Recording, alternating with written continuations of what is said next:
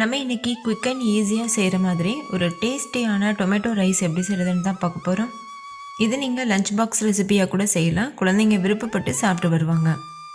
இது நம்ம இன்றைக்கி குக்கரில் தான் செய்ய போகிறோம். ஸோ அவசரமான காலை நேரத்தில் கூட நீங்கள் சட்டுன்னு ரெடி பண்ணிடலாம். ஹாய் ஃப்ரெண்ட்ஸ், வணக்கம். என் பேர் Abhi. Welcome to Indian recipes Tamil. வீடியோக்குள்ளே போகிறதுக்கு முன்னாடி நம்ம சேனல் இந்தியன் ரெசிபீஸ் தமிழை சப்ஸ்கிரைப் பண்ணிக்கோங்க. கூடவே இருக்க பெல் சிம்பலையும் கிளிக் பண்ணிக்கோங்க. ஃபஸ்ட் இந்த ரெசிபி பண்ணுறதுக்கு ஒரு பவுலில் 1 கப் அளவுக்கு பாஸ்மதி அரிசி எடுத்துக்கோங்க. நான் பாஸ்மதி அரிசி யூஸ் பண்ணியிருக்கேன். நீங்கள் வேறு என்ன வெரைட்டி ரைஸ் வேணாலும் யூஸ் பண்ணலாம்.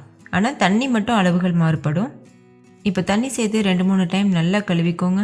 நல்லா வாஷ் பண்ணிட்ட பிறகு தண்ணியை வடிச்சிட்டு இது முங்குற அளவு தண்ணி சேர்த்துட்டு ஒரு அரை மணி நேரத்துக்கு ஊற வச்சுக்கோங்க. இது நல்லா ஊறணும். அப்போ தான் அரிசி நல்லா உதிரி உதிரியாக வெந்து வரும்.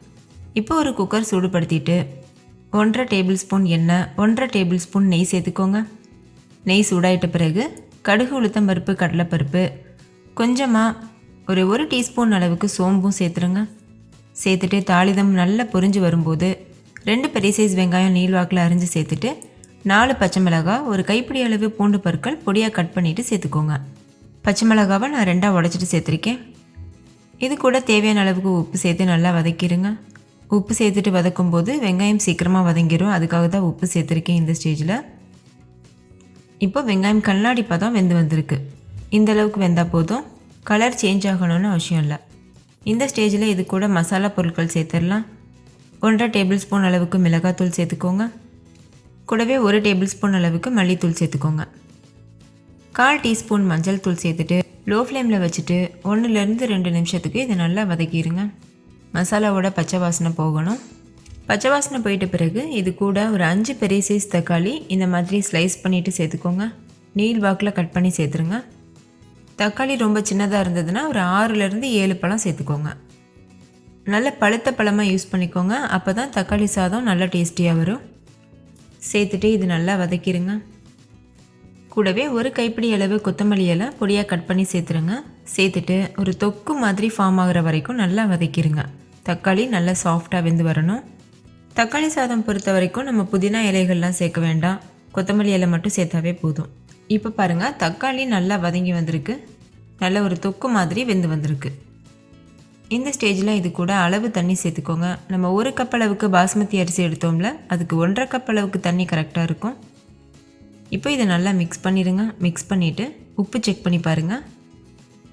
உப்பு கொஞ்சம் கரிப்பாக இருக்கணும். அப்போ தான் நம்ம சாதம் சேர்த்து வெந்து வரும்போது கரெக்டாக இருக்கும். பத்தலைன்னா கொஞ்சமாக சேர்த்துக்கோங்க. சேர்த்துட்டு நல்லா மிக்ஸ் பண்ணிடுங்க. இப்போ தண்ணி ஒரு கொதி வந்ததுக்கப்புறமா இது கூட நம்ம ஏற்கனவே ஊற வச்சுருக்க அரிசியை வடிகட்டிட்டு சேர்த்துருங்க.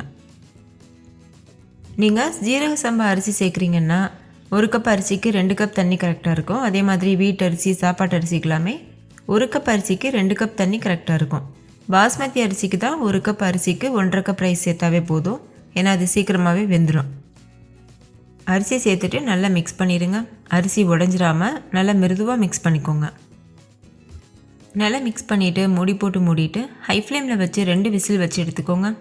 2 விசில் வந்ததுக்கப்புறமா ஸ்டவ் ஆஃப் பண்ணிடுங்க. ஸ்டவ் ஆஃப் பண்ணிவிட்டு ப்ரெஷர் தானாக ரிலீஸ் ஆகட்டும். ப்ரெஷர் நல்லா ரிலீஸ் ஆகிட்ட பிறகு நம்ம ஓப்பன் பண்ணலாம்.